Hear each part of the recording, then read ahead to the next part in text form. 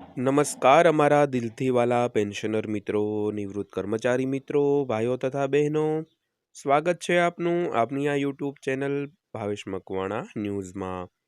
તો મિત્રો, આજ સાંજના પેન્શન સમાચારમાં આપણે વાત કરવાના છીએ કેન્દ્રના ધોરણે ગુજરાત રાજ્યની સરકારે પણ પેન્શનરોને આજરોજ તારીખ 11/12/2025ની સાંજે 6:30 કલાકે આપી છે આ મોટી ભેટ। તો મિત્રો, કઈ મોટી ભેટ આપી છે એની આજના વિડીયોમાં આપણે વિગતવાર સરળ શબ્દોમાં વાત કરવાના છીએ। તો આજનો વિડીયો તમે અંત સુધી જોઈ લેજો અને હજી સુધી જો આપણી આ ચેનલ તમે સબસ્ક્રાઇબ ન કરી હોય તો ડેઈલી આવી જ માહિતીઓ માટે આપણી આ યુટ્યુબ ચેનલ પણ સબસ્ક્રાઇબ કરી લેજો મિત્રો। તો શરૂ કરીએ આજનો વિડીયો। તો વાત કરીએ કેન્દ્ર સરકારના કર્મચારીઓ અને પેન્શનરો માટે 8મા પગાર પંચના સમાચાર હાલમાં ચર્ચામાં છે। તો 1 ડિસેમ્બર 2025ના રોજ સંસદના શિયાળુ સત્ર દરમિયાન સાંસદ આનંદ ભદૌરિયાએ નાણાં મંત્રાલયને 5 મુખ્ય પ્રશ્નો પૂછ્યા હતા। તો આ પ્રશ્નના જવાબોથી લાખો કર્મચારીઓનો તણાવ ઓછો થયો હતો અને સરકારે સ્પષ્ટતા કરી હતી કે 7 નવેમ્બર 2025ના રોજ ગેઝેટ નોટિફિકેશન દ્વારા 8મા પગાર પંચની રચના કરવામાં આવી છે। તો આ કમિશન પગાર ભથ્થા અને પેન્શન અંગે ભલામણો કરશે અને આશરે 50 લાખ કર્મચારીઓ અને 6.5 મિલિયન પેન્શનરોને લાભ થશે મિત્રો। ત્યારબાદ વાત કરીએ તો ડીએને મૂળ પગારમાં મર્જ કરવાનો કોઈ પ્રસ્તાવ નથી। જો કે પેન્શનને કમિશનમાંથી બાકાત રાખવામાં આવ્યા નથી। તો કમિશનનો રિપોર્ટ 18 મહિનામાં જાહેર કરવામાં આવશે। આનાથી કર્મચારીઓને નવી આશા મળી છે મિત્રો। ત્યારબાદ વાત કરીએ તો 8મું પગાર પંચ શું છે? તો તે સરકાર દ્વારા રચાયેલ એક સ્વતંત્ર કમિશન છે। તો તેનું કામ કર્મચારીઓના પગાર માળખાની તપાસ કરવાનું છે। તો તે પગાર મેટ્રિક્સ, ફિટમેન્ટ ફેક્ટર અને ભથ્થા અંગે ભલામણો કરશે।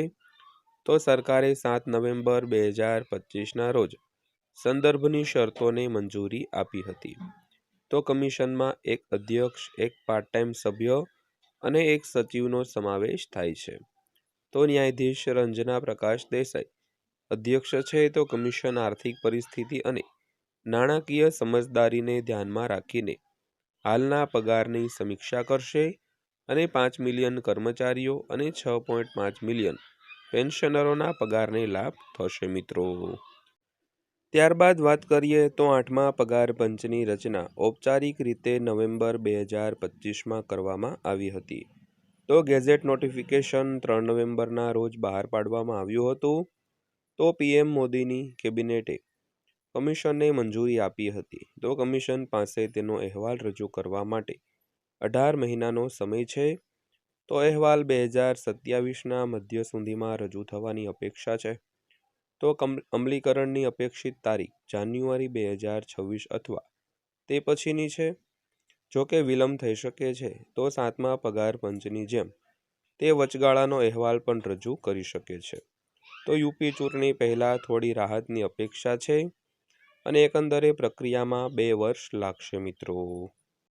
ત્યારબાદ વાત કરીએ તો 1 ડિસેમ્બરે ટોચના પ્રશ્નો કયા હતા? તો સાંસદ આનંદ ભદૌરિયાએ લોકસભામાં આત્રાંતિક પ્રશ્ન 212 પૂછ્યો। પહેલો પ્રશ્ન કમિશનની રચના સંબંધિત હતો। બીજો ડીએડીઆરને મૂળ પગાર સાથે મર્જ કરવા સંબંધિત હતો। ત્રીજો પેન્શનરોની ચિંતાઓને સંબોધિત હતો। ચોથો તાત્કાલિક રાહત સંબંધિત હતો। પાંચમો કમિશનની પ્રગતિ સંબંધિત હતો। તો નાણાં રાજ્યમંત્રી પંકજ ચૌધરીએ 1 અને 2 ડિસેમ્બરે જવાબ આપ્યો। સરકારે જણાવ્યું હતું કે કમિશનની રચના કરવામાં આવી છે। તો ડીએ મર્જ કરવામાં આવશે નહીં।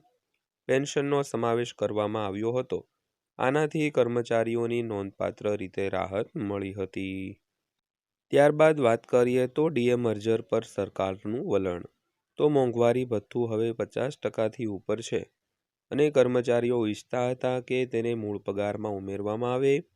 આનાથી પગારમાં વધારો થશે અને ભવિષ્યમાં લાભો મળશે।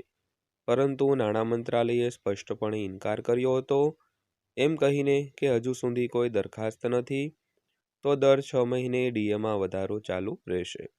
આનાથી ફુગાવામાં રાહત મળશે અને સરકારી તિજોરી પરનો બોજ ઘટાડવા માટે આ નિર્ણય લેવામાં આવ્યો હતો. તો જીડીપીના 0.5%થી વધુ ખર્ચ બચાવી શકાય છે અને કર્મચારી સંગઠનો નાખુશ છે.